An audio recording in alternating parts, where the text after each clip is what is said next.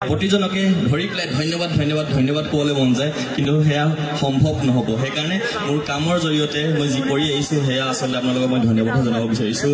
আৰু সেই কামখিনি কৰিবলৈ এই যি মোৰ সোণৰ অসম, যেতিয়া মই কওঁ যে প্ৰতিজনৰ ডিষ্ট্ৰিক্ট সোণৰ অসম বেলেগ বেলেগ ধৰণৰ, আপোনালোকৰ মোৰ তেখেতলোকৰ চবৰে ডিষ্ট্ৰিক্ট বেলেগ বেলেগ সোণৰ অসম।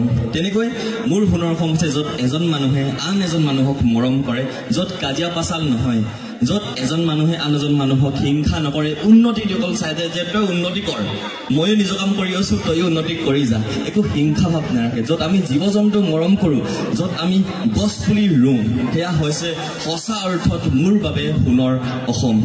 সেইখিনি কৰি গৈ আছোঁ, সেইখিনি কামে কৰি আছোঁ, আৰু সেইখিনি কাম কৰি কৰি মোৰ যি প্ৰজেক্ট সোণৰ অসম 2023ত আমি কিছুমান ঘৰ নিৰ্মাণ কৰিলোঁ বা সাজিলোঁ, যিখিনি কৰিলোঁ 2024ত 50খনকৈ ঘৰ সাজিবলৈ ওলাইছিলোঁ, তাৰে ভিতৰত 9খনকৈ ঘৰ আমি সাজি তুলিলোঁ, আৰু বাকী 41খন ঘৰ চেষ্টা কৰিম শেষৰলৈকে কৰিবলৈ, 2024ৰ শেষৰলৈকে কৰিবলৈ। আৰু তাৰ পাছতে হৈছে এবাৰ উজনি অসমৰ প্ৰথমখন এনিমেল শ্বেল্টাৰ, য'ত আঘাতপ্ৰাপ্ত যিবিলাক জীৱ জন্তু ৰাস্তাত পৰি থাকিব, আঘাত পাই থাকিব, তেওঁলোকক আমি উঠাই পেলাই আমাৰ এনিমেল শ্বেল্টাৰত আনি পেলাই চিকিৎসা কৰিম। এয়া হৈছে মোৰ প্ৰজেক্ট সোণৰ অসমৰ যে দুটামান এক্সাম্পল। বাকী আমি free health checkup, free treatment, লগতে বাকী যি যি পাৰোঁ আমি দিবলৈ চেষ্টা কৰোঁ। এই যি প্ৰজেক্ট সোণৰ অসম, এই সহযোগ কেতিয়া হ'ব, কেতিয়া আচল অৰ্থত সোণৰ অসম হ'ব, যেতিয়া আমাৰ নৱপ্ৰজন্ম যুৱ প্ৰজন্মই একেলগত আহি পেলাই কামবোৰ কৰিবলৈ আৰম্ভণি কৰিব। এতিয়া মই এটা হ'লেও সৰু চেঞ্জ দেখোঁ, সৰু সৰু ল'ৰা ছোৱালী 2-3 পঢ়ে, আহি পেলাই ভৰিটো চুই পেলাই কয় যে দাদা, যেতিয়া মই কাম কৰিম আপোনাৰ নিচিনা কিবা এটা কৰিবলৈ চেষ্টা কৰিম। শুনি একদম ভাল লাগে। এই যি কৈছোঁ নহয়, এটা সৰু চেঞ্জ বিচাৰিছিলোঁ, সেই চেঞ্জটো হৈছে বুলি ভাবিছোঁ। কাৰণ আপোনালোকে ফেচবুক, ইউটিউব, নিউজ চেনেল খুলি লওক, চবফালে নিগেটিভিটি, মানে এইটো বহুত দেখিব, কিন্তু পজিটিভ ছাইডটো কোনে দেখাব? আমাৰ সমাজত যে কিছুমান ভাল কামো চলি আছে, সেইখিনি কোনে দেখাব? তাকে এটা সৰু প্ৰচেষ্টা কৰি পেলাই কামখিনি আৰম্ভ কৰিছিলোঁ, আৰু সেই এটা সৰু পজিটিভ এটা চেঞ্জ দেখিছোঁ। সেইবাবে আকৌ এবাৰ আপোনালোকক বহুত বেছি ধন্যবাদ। বহুতখিনি কাম কৰিবলগীয়া আছে।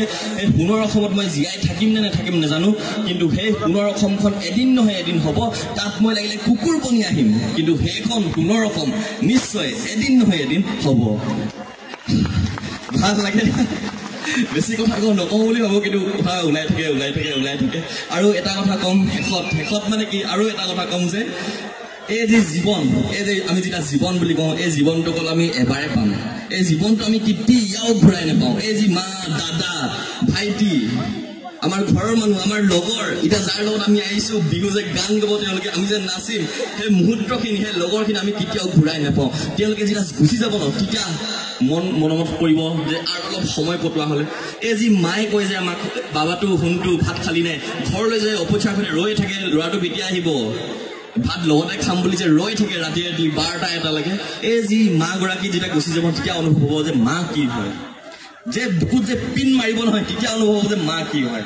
আমাৰ দাদা হওক, দেউতা হওক, তেওঁলোকে যে সোধে পইচা লাগে নেকি বুলি, পইচা আছে নাই, লাগে নেকি 2 টকামান লৈ যায় বুলি কওঁ। এই যি দাদা, আমাৰ যি দেউতা যদি গুচি যায়, তেতিয়া অনুভৱ হ'ব যে আৰু অলপ থকা হ'লে, আৰু অলপ দি কথা পতা হ'লে, আৰু অলপ মৰমত কথা পতা হ'লে। সেইকাৰণে কওঁ, যি পাইছোঁ আশে পাশে ভালদৰে কটাওক, খং নকৰিব, আনৰ ভালটো ভাবক, আৰু তেনেকৈ আহক, আৰু এই জীৱনটো ভালদৰে কটাওক। সোণৰ অসম কৰিবলৈ মোক সহযোগ কৰক। সহযোগ কেনেকৈ কৰিব? পইচা নালাগে, মাত্ৰ জীৱ জন্তু মৰম কৰক, মানুহক মৰম কৰক, মানুহৰ প্ৰতি মৰম ভাৱ ৰাখক। জীৱ জন্তু যদি ৰাস্তাত আঘাত পাই আছে, তেওঁলোকক ৰখি পেলাই এবাৰ চাওক, উশাহ লৈ আছে নেকি, তাক বচাব পাৰিম নেকি, কাৰোবাক মাতি দিব পাৰিম নেকি, ট্ৰিটমেণ্ট কৰিব পাৰিম নেকি, অলপ দেৰি সেইখিনি অপেক্ষা কৰি পেলাই যদি এটা জীৱ আমি বচাব পাৰোঁ, তাতকৈ আৰু বেছি কি লাগে?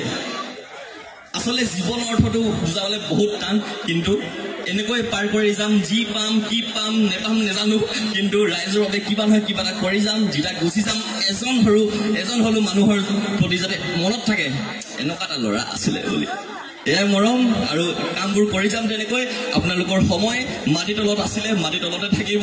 এনেকৈ ৰাইজৰ বাবে কাম কৰিব চেষ্টা কৰিম। কি নকৰিম নাজানো।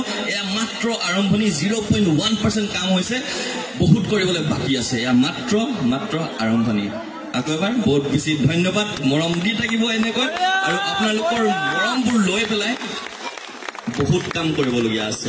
বহুত বেছি কাম কৰিবলগীয়া আছে প্ৰজেক্ট ধুনৰ অসম বহুত ওপৰলৈ লৈ যাবলগীয়া আছে আমাৰ এইফালেও কাম কিছুমান হাতত ল'ম আৰু তেনেকৈ কৰি যাম আৰু শেষত সদায় দৰে যেনেকৈ মই ভিডিঅ'বোৰত কওঁ সদায় দৰে সুখী স্মাইল কৰি থাকক পজিটিভ থাকক মই সময় গগৈ ৰংপুৰীয়াৰ পৰা দাদাসকলৰ লগতে চাইনিং অফ